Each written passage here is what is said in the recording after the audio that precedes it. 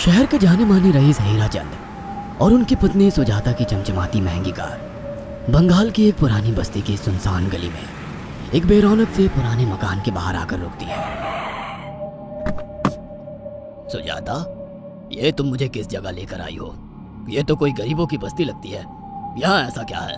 हीराचंद की कुछ भी समझ में नहीं आ रहा था कि सुजाता उसे ऐसी अजीब सी जगह क्यों लाई है, जिस मकान में दिन में भी अंधेरा दिख रहा था और धुआं उठ रहा था।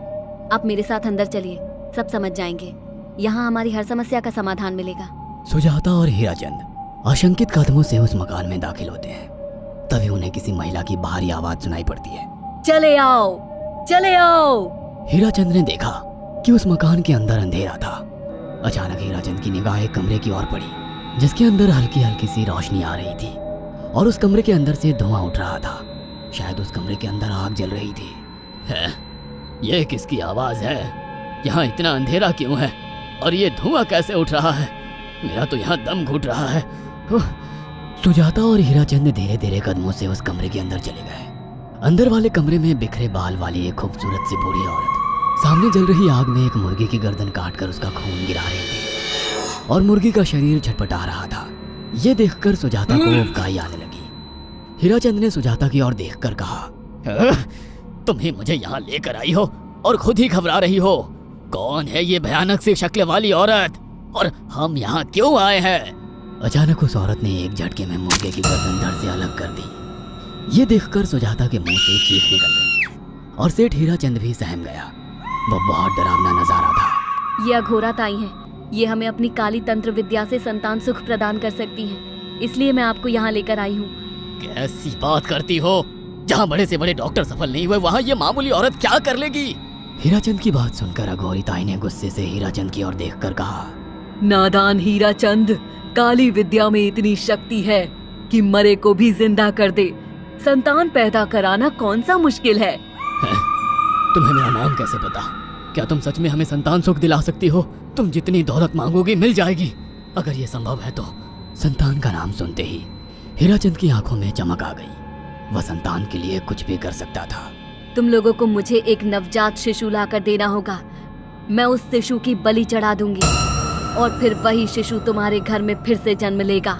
नवजात शिशु की बलि का नाम सुनते ही सुजाता और हरिचंद डर के मारे सिहर गए, पर उनकी आंखों में उनकी संतान का सपना ज्यादा बड़ा था। वह सब करने को तैयार थे। अघोरा ताई, आप जैसा कहेंगे हम वैसा करेंगे। बस हमें संतान सुख दिला दो। बिना वारिस के हमारी दौलत किस काम की? संतान सुख के लिए अंधे हो चुके सुजाता और हरिचंद अपनी नौकरानी शीला से एक नवजात बच्ची चोरी करवा के अघोरी ताई को दे देते हैं।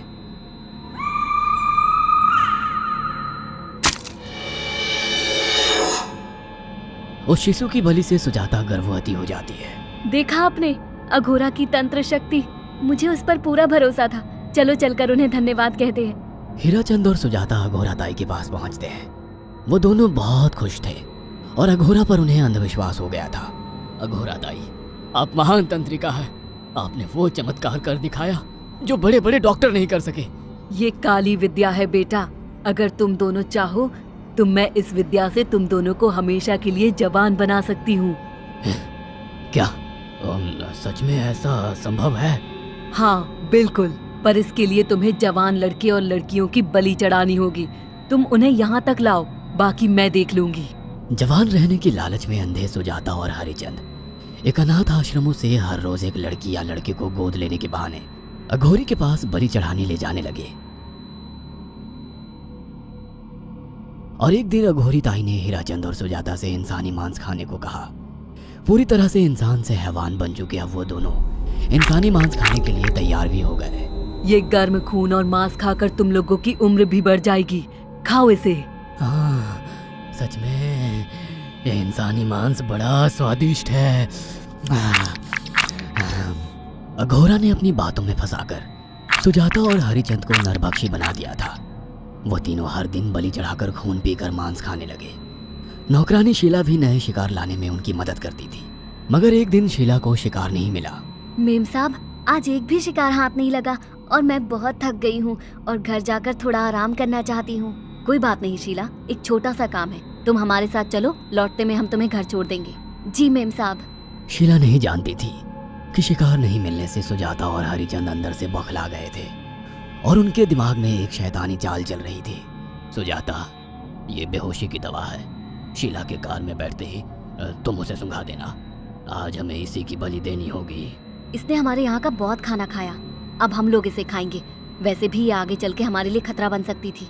कार में बैठते ही सुजाता शीला को बेहोश कर देती है और वो लोग सीधे अघोरी ताई के यहाँ पहुंच जाते हैं, जहाँ अघोरी ताई शीला की बलि चढ़ा देती है और तीनों मिलकर उसे नोच कर खाते हैं। अघोरी ताई, हमको बलि चढ़ाते हुए पूरा 1 साल हो गया है। हमारा बेटा भी साल भर का हो चुका है। अब और कितनी बलि देनी होगी? बस एक आखिरी क्रिया और बची है, उसके बाद तुम दोनों हमेशा के लिए जवान हो जाओगे। कैसी क्रिया अघोरा ताई? 3 दिन बाद सूर्य ग्रहण है। हमें पास के घने जंगल में एक विशेष क्रिया करनी होगी। उसके बाद तुम लोग कभी बूढ़े नहीं होगे।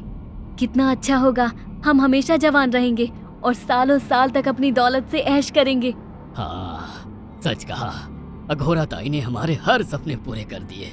3 दिन बाद बंगाल के बियाबान जंगल में कोहरे और ओस से भीगे पेड़ों के बीच एक घने बरगद की बेलों पर कटे इंसानी सिर लटक रहे थे, जिसमें से खून टपक रहा था। काले जादू का सामान भी रखा था। कितनी भयानक जगह है ये, हर तरफ कटे हुए सर लटक रहे हैं। थोड़ी देर में सब समझ जाओगे। बैठ जाओ और मेरे साथ ये मंत्र दोहराओ। ओ, अघोरा, ये किन लोगों की कटी हुई गर्दनें हैं? आप यहाँ क्या करने वाली हो? हीराचंद की बात सुनकर अघोरा जोर जोर से हंसने लगी और उसने एक शैतानी हंसी हंसते हुए हीराचंद की ओर देखकर कहा, तुम जैसे ही लोगों ने अपनी इच्छाओं को पूरा करने के लिए इन लोगों की बलि चढ़वाई है और फायदा उठाया है। अब तुम दोनों आंखें बंद करके यहाँ बैठ जाओ और मेरे साथ मंत्रों को दोहराते जाओ। अघोरा ने सुजाता और हरिचंद को वशीकरण मंत्र और काले जादू के इस्तेमाल से सम्मोहित कर दिया और देखते ही देखते वो एक भयानक डायन में बदल गई और चीखती हुई बोली, अब मैं तुम दोनों की बलि चढ़ाकर अमर हो जाऊंगी, क्योंकि तुम लोगों ने 100 लोगों की बलि का खून पिया है। देखते ही देखते उस डायन ने फरसे से एक एक करके सुजाता और हरिचंद की गर्दन काटकर जल रही आग में बलि चढ़ा दी और उनका गर्म खून पीने लगी। जब तक तुम जैसे मूर्ख और लालची लोग अपने फायदे के लिए दूसरों को मेरे पास लाते रहेंगे, मैं उनका फायदा उठाकर ऐसे ही उनकी बलि चढ़ाती रहूंगी। दरअसल अघोरा एक डायन थी और अपना स्वार्थ पूरा करने के लिए उसने हीराचंद और सुजाता की लालच का फायदा उठाकर उनकी भी बलि चढ़ा दी। बुरे काम का बुरा ही नतीजा मिलता है।